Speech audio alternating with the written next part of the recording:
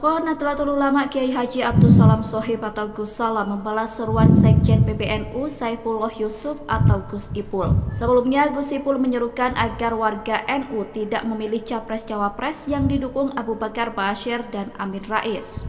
Menurut Gus Ipul, Abu Bakar Ba'asyir memiliki cara pandang yang berbeda dengan NU sehingga perlu dihindari. Sementara itu, kedua tokoh yang disebutkan Gus Ipul sebelumnya mendeklarasikan mendukung Anies Muhaimin. Gus Salam membalas sentilan Gus Ipul dengan menyarankan agar warga NU tidak memilih calon yang didukung Sekjen PBNU itu. Menurutnya, calon yang didukung Gus Ipul sering kalah. Pernyataan itu disampaikan oleh Gus Salam yang merupakan komandan pemenangan Amin di Jawa Tengah dan Jawa Timur. Gus Salam pun menilai Saifullah Yusuf tidak konsisten dengan ucapannya sendiri. Gus Salam mengatakan bahwa Gus Ipul pernah memarahi PCNU yang ikut berpolitik. Gus Ipul juga disebut pernah mengingatkan PCNU untuk tetap bersikap netral. Oleh karena itu, Gus Salam menilai apa yang disampaikan Sekjen PBNU itu inkonsisten. Di sisi lain, Gus Salam berkata bahwa pasangan Amin adalah satu-satunya pasangan calon yang memiliki kader NU. Ia yakin Amin merupakan tokoh paling merepresentasikan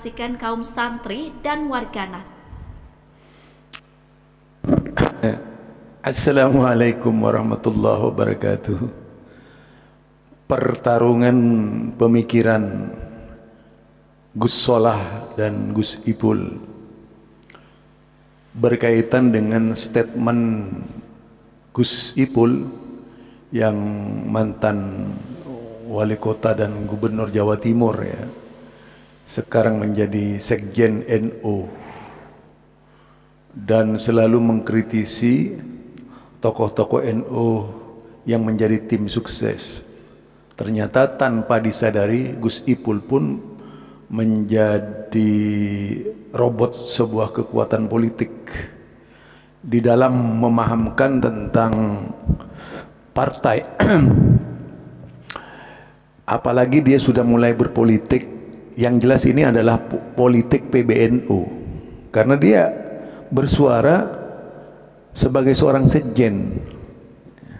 Apalagi yang dihimbau adalah warga NU, berarti memang ini program NU. Kalau berbicara program NU, ini sudah masuk dalam ranah politik praktis.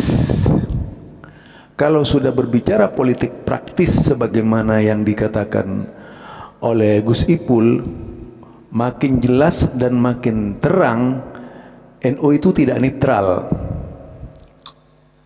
NU itu punya jargon tersendiri yang sudah pasti bisa dikatakan bisa menguntungkan kepada NU. Kan begitu. Kalau mau disimpulkan secara sederhana. Tapi saya tertariknya kepada Gus Ipul ini karena dia sebagai Sekjen NU yang selalu keluar-keluar bahwa NU tidak berpolitik praktis. Tiba-tiba berbicara atas nama NU, menyuruhkan orang-orang agar tidak menyoblos presiden yang didukung oleh Amin Rais dan juga Abu Bakar Ba'asyir. Nah, pemahaman seperti ini sebenarnya sangat Belanda, ya, sangat Belanda sekali.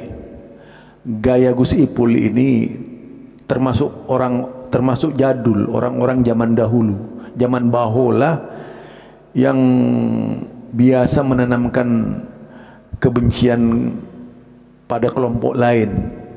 Tak berlaku untuk zaman demokrasi. Kalau memang benar-benar mengagungkan demokrasi, mengapa harus ada perkataan seperti itu? Mau bekas teroris, mau bekas apa saja, kalau sudah selesai menjalani hukuman berarti ya sudah masalahnya, sehingga tidak bisa berlaku objektif terhadap orang lain. La yajrimannakum sana'anu qaumin alla ta'dilu i'dilu fahuwa aqrabu littaqwa. Ayatnya seperti itu. Janganlah kebencian kamu kepada suatu kaum membuat kamu tidak bisa bijak dan berlaku adil. Asal ngomong, ngelantur dan sebagainya. Permusuhan dengan Pak Amin Rais jelas dilandasi oleh dendam politik masa lalu ya. Ini juga nggak bagus ke depan. Demokrasi kalau dibangun di atas kebencian seperti ini hanya akan memicu persoalan terus menerus. Kalau saling ungkit-ungkit seperti itu, apa yang dikatakan oleh Gus Ipul makin mencerminkan kalau apa yang disampaikan oleh Gus Ipul dengan menggunakan kekuatan NU jelas sudah membawa NU kepada gerbong politik, atau NU menjadi gerbong politik atau lokomotif politik ya, dimana kemudian mendukung satu paslon tertentu yang diinginkan oleh NU, sehingga tidak bisa dipercaya. Selama ini kalau kita melihat di Muhammadiyah tidak pernah galau lah seperti orang-orang NU itu. Ini kan galau banget gitu. Saya lihat dari penampilannya Gus Ipul ini orang galau, orang yang tidak siap berdemokrasi, orang yang kalah perang gitu. Sepertinya kalah perang. Padahal baik Gus Ipul ataupun Gus Solah itu kan sama-sama NU.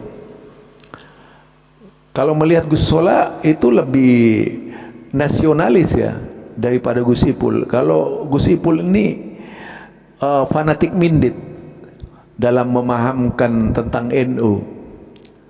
Mana sebenarnya yang benar-benar berjiwa NU ini, Gus Solah atau Gus Ipul? Kalau saya melihat Gus Solah lah yang benar-benar NU ya. Walaupun mungkin tidak duduk di struktural, tapi Gus Ipul yang duduk dengan struktural sangat kolot di dalam menyampaikan pesan-pesan kepada umat. Padahal ketua PBNU ini di dalam berbagai macam penyampaiannya mengesankan kalau NU tidak berpolitik praktis. Tapi walaupun berbicara tentang politik melulu ya, yang dilihat saya bisa memantau dari yaitu Gus Yakut ketika menyampaikan, nah itu menampakkan apa yang disampaikan sesungguhnya oleh ketua PBNU. Memang hampir tidak ada bedanya dengan Gus Ipul. Rupanya memang sebagai corong-corong pendukung juga gitu. Bisa disimpulkan dari perkataannya. Terus apa maunya kalau memang bukan tim sukses presiden dengan perkataan capres? Kalau apa maksud dari perkataan itu? Jika yang dimaksudkan tidak mendukung, tidak berpolitik praktis, mengapa harus ada kalimat seperti itu tuh yang cap stempel terhadap seseorang yang dahulunya pernah ditahan, cap stempel terhadap seseorang yang dulunya pernah berpolitik bersama Gus Dur. Ini kan berarti membawa luka lama ya, luka lama yang diungkit-ungkit kembali oleh Gus Ipul, menunjukkan sangat kerdil sekali dari sisi pemahaman politis itu.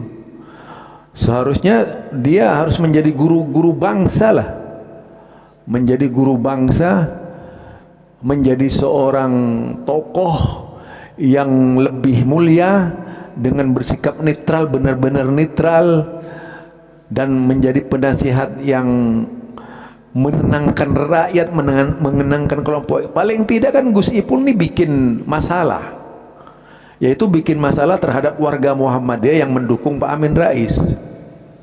Artinya ini ada adu domba sendiri dari Gus Ipul dan Muhammadiyah gitu.